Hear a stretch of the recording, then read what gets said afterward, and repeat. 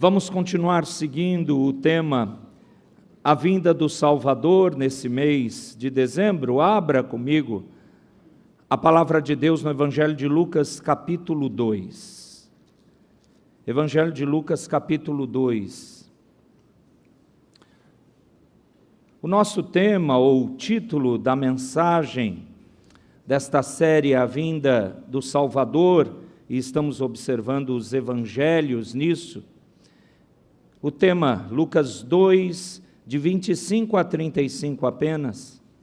O tema é: o que acontece quando alguém é impactado pela vinda do Salvador? O que acontece quando essa pessoa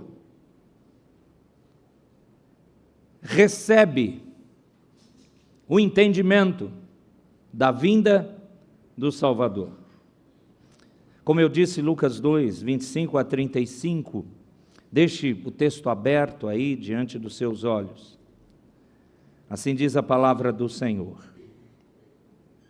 Havia em Jerusalém um homem chamado Simeão, homem este justo e piedoso, esperava a consolação de Israel, e o Espírito Santo estava sobre ele. Revelara-lhe o Espírito Santo que não passaria pela morte antes de ver o Cristo do Senhor. Movido pelo Espírito, foi ao templo, e quando os pais trouxeram o menino Jesus para fazerem com ele o que a lei ordenava, Simeão o tomou nos braços e louvou a Deus, dizendo: agora, Senhor, podes despedir em paz o teu servo, segundo a tua palavra, porque os meus olhos já viram a tua salvação, a qual preparaste diante de todos os povos, luz para a revelação aos gentios e para a glória do teu povo de Israel. E estavam o pai e a mãe do menino admirados do que dele se dizia. Simeão os abençoou e disse a Maria, mãe do menino: eis que este menino está destinado tanto para a ruína como para levantamento de muitos em Israel, e para ser alvo de contradição. Também uma espada traspassará a tua própria alma, para que se manifestem os pensamentos de muitos corações. Meus irmãos, o que é que acontece quando alguém é impactado pela vinda do Salvador? Primeira coisa, conheça esse alguém. O texto nos fala de Simeão. O verso 25 destaca que ele era piedoso. A palavra piedoso aqui traduz que ele era um religioso fiel. Não, ele não é aquele ilustre Simeão, provavelmente filho de Hilel, que é um dos homens nobres na história da Mishnah, isto é, das regras rabínicas, e portanto muitos acham um Simeão importante. Não. Simeão era um nome tão comum no período do nascimento de Cristo em Israel, principalmente em Jerusalém, que podia ser qualquer um. Mas o verso 25 diz que ele era piedoso. Não um religioso vazio como os fariseus. Ele era temente ao Senhor. O verso 25 ainda diz que esse alguém, o Simeão, ele esperava confiantemente pelo Messias. Havia no tempo de Cristo, no tempo do nascimento do Messias, um movimento de alguns judeus piedosos, como que vendo o poderio do domínio romano sendo mais uma marca de que o Messias tinha que voltar. É como aqueles crentes dos nossos dias, cansados de tanta opressão, dos pecados do mundo, das ideologias que querem esconder a verdade, de lutas em todos os lugares, tentando exaltar o poder do homem, diminuindo ou tentando apagar o poder de Deus. Simeão fazia parte desse grupo, ansiava, desejava e esperava com confiança pelo Messias. E ele conhecia o profeta Isaías, porque no verso 25 diz que ele aguardava a consolação de Israel. Isso o profeta Isaías havia anunciado. Lembre-se que Isaías é chamado de um dos grandes profetas messiânicos. Ele anunciou, Deus deu a Isaías, muitos séculos antes do nascimento de Jesus, que o Messias viria, que o Cristo viria. E todos vamos lembrar de Isaías 53. Mas a coisa mais impressionante é, este Simeão desconhecido aguardava o grande consolo de Israel. Ele era realmente regenerado. Simeão era alguém salvo, porque o Espírito Santo estava sobre ele muito antes do Pentecostes. Ele era alguém guiado por Deus. Por isso, ele, em sua vida, era conduzido por uma promessa. Olha o verso 26, ele não veria a morte antes de ver o Cristo. Esse é o alguém impactado pela a vinda do Salvador. Segunda coisa que esse texto nos mostra, conheça agora o impacto da vinda do Salvador nesse alguém, na vida do Simeão. Quando você olha os versos 27 e 28, você vê que a atitude dele, aonde Deus cumpriu o que o havia prometido, ele vai até o templo e ele louva ao Salvador, amados, preste atenção, ele louva-o ao vivo, presencialmente, ele toma nos braços o Cristo bendito. E olha o que acontece, ele então louva a Deus com um dos cânticos que falam do nascimento de Jesus. Na verdade, esse é o último dos cânticos. Tem o de Isabel, tem o de Maria, tem o de Zacarias e tem agora o de Simeão. Mas eu queria que você não ficasse só olhando o cântico, o louvor, a poética aqui. Eu quero que você perceba como foi o impacto da vinda do Salvador na vida desse ilustre desconhecido, o Simeão. Primeiro, ele podia morrer em paz, verso 29. Paz.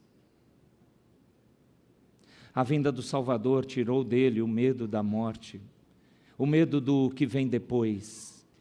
Ele estava em paz. Talvez é por isso que alguns achem, vai ver que ele era muito idoso, como a mulher que é falada depois em Lucas, a Ana, que era uma profetisa, segundo o texto do verso 36 em diante. Mas ninguém sabe, mas ele agora tinha certeza. A sua espera havia acabado, ele podia morrer em paz. Segunda coisa, ele contemplou a salvação de Deus, diz o verso 30, ele olhou, ele viu, ele teve certeza, é isso mesmo. Amados, nós precisamos tanto viver em cima das certezas. Apesar da fé, é uma certeza das coisas que você não vê, mas você espera. O Simeão, impactado pela vinda do Salvador, ele contemplou a salvação, e isso lhe foi suficiente. Ele creu então, ali naquele momento. Depois ele some do Evangelho de Lucas, só aparece aqui. A gente não sabe se ele morreu logo ou depois, ou se ele continuou vivo ao longo de mais 33 anos, que provavelmente é o tempo do ministério terreno do nosso Emanuel, o Senhor Jesus. Mas talvez ele possa ter morrido naquela semana, ou naquele dia, mas mesmo sem ver o ensino do Messias, mesmo sem ver ele carregando a nossa cruz e morrendo nossa morte, Simeão, mesmo sem ver isso, ele contemplou a salvação de Deus. Terceiro impacto na vida dele, ele tinha certeza do plano soberano do Senhor. Olha o verso 31, ele louva dizendo: o Senhor preparou esta salvação diante de todos os povos.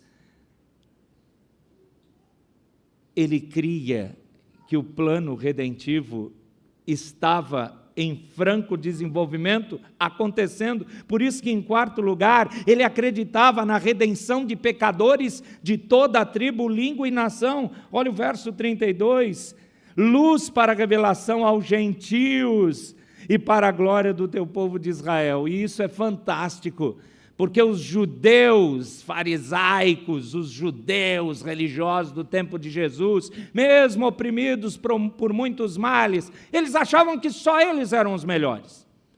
É o mesmo pecado que nós presbiterianos podemos ter, achando só nós conhecemos a palavra. Não, todo o povo de Deus conhece a palavra. Se você não é de uma igreja presbiteriana, isso não quer dizer que você não vai conhecer a palavra. Mas a grande questão é que, quando há uma separação orgulhosa, olha o Simeão, judeu de judeus, nasceu sabendo quem era o Yahvé, o Deus da Escritura, o Deus que fez um pacto eterno com o seu povo, mas ele conhecia toda a palavra, e ele então foi impactado, sabendo que a redenção de pecadores de toda a tribo, língua e nação era uma realidade. Terceiro ponto e final da nossa mensagem. Eu mostrei para os irmãos, conheça esse alguém, o Simeão, conheça o impacto da vinda do Salvador nesse alguém, e em último lugar, esse impacto da vinda do Salvador produziu fé convicta nesse alguém. Olhe de novo Simeão. Simeão, amados, sabia naquilo que cria, ele sabia em quem acreditava. Primeira coisa, ele sabia que o Salvador veio para decidir o destino eterno de todos.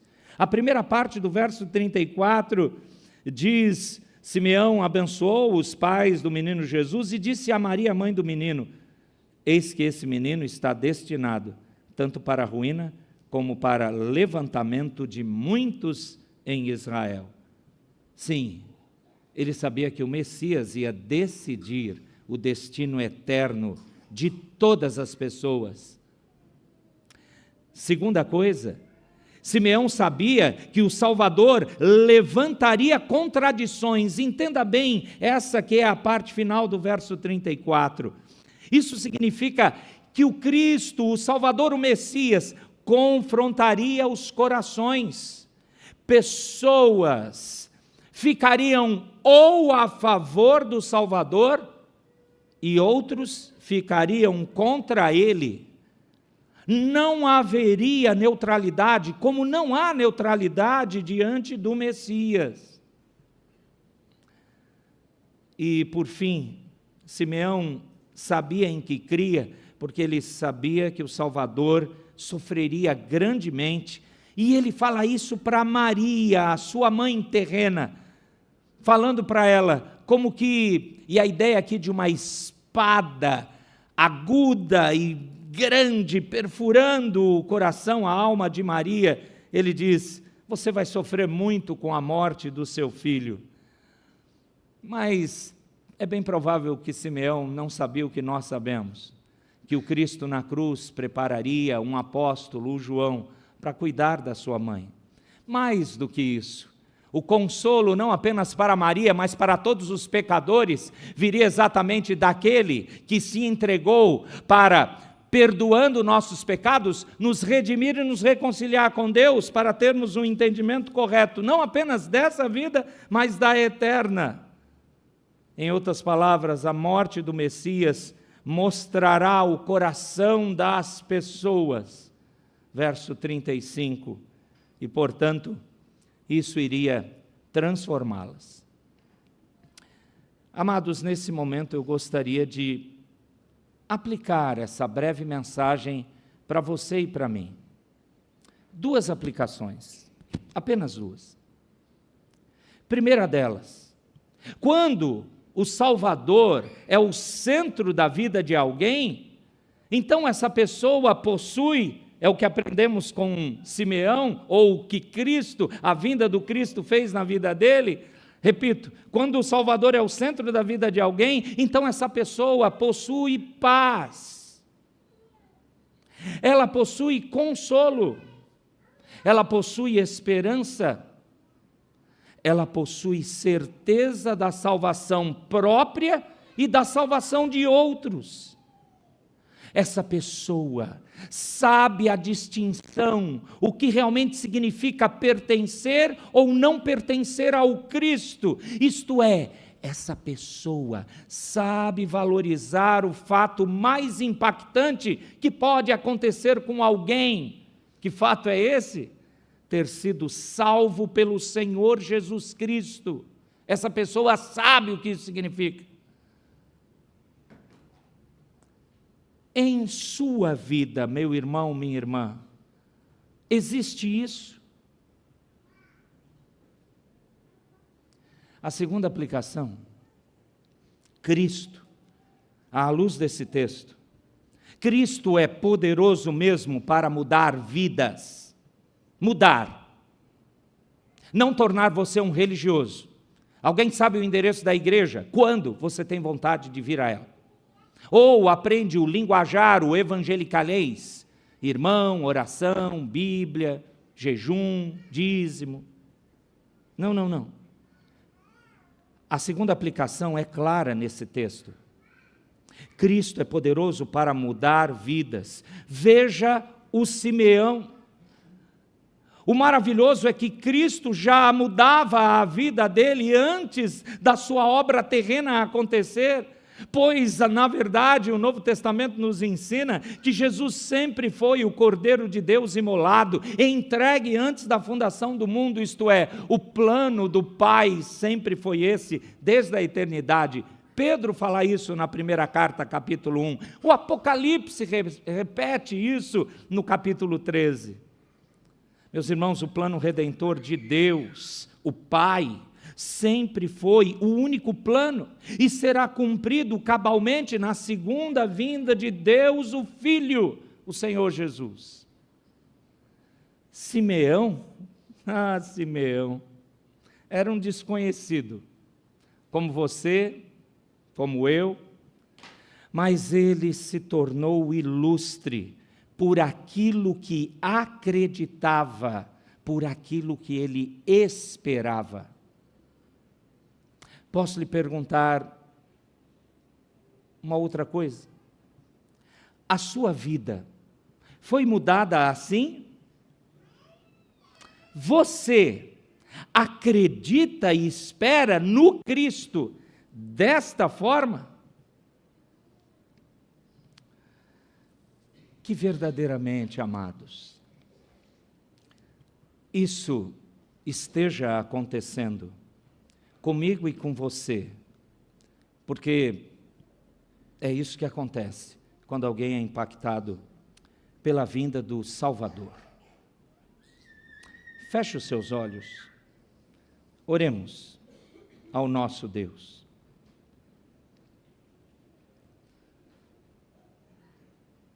Pai, o que é mais impressionante na Tua palavra, nesse trecho que lemos e analisamos, é que não é o Simeão